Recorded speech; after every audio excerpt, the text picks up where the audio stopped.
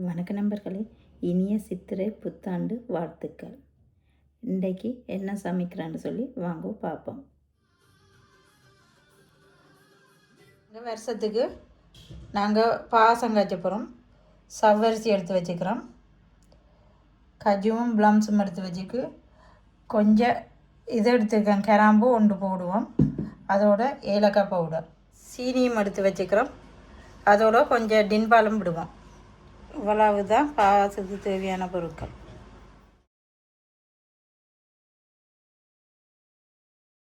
கஞ்சால நாங்கள் பொங்கல் பொங்குறோம்.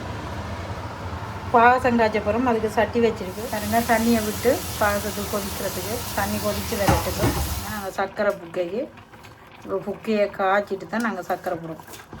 சீனியை போட போகிறோம். அப்போ தான் தண்ணியோட கரையேட்டுக்கு முதல் சீனி காணும். வேண்டாம் கொஞ்சமாக போடுறோம். டின்பால் விடுவோம். சித்திரை வருஷத்துக்கு எல்லோரும் பொங்குறது தெரியாது.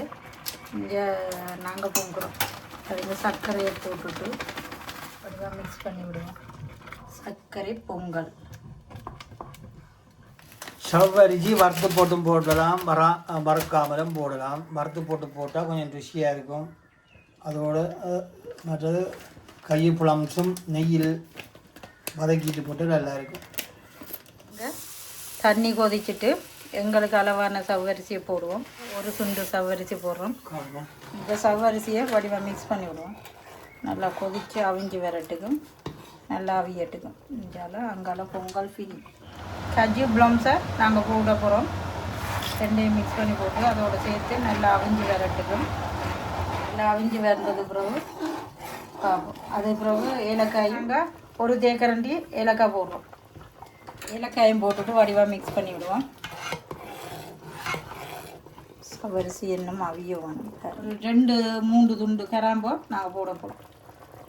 கிராம்பும் போட்டுட்டோம். இனி அதுவும் அவிஞ்சு வரட்டுக்கு. இப்போ நாங்கள் கொஞ்சம் டின்பாலை விடுறோம்.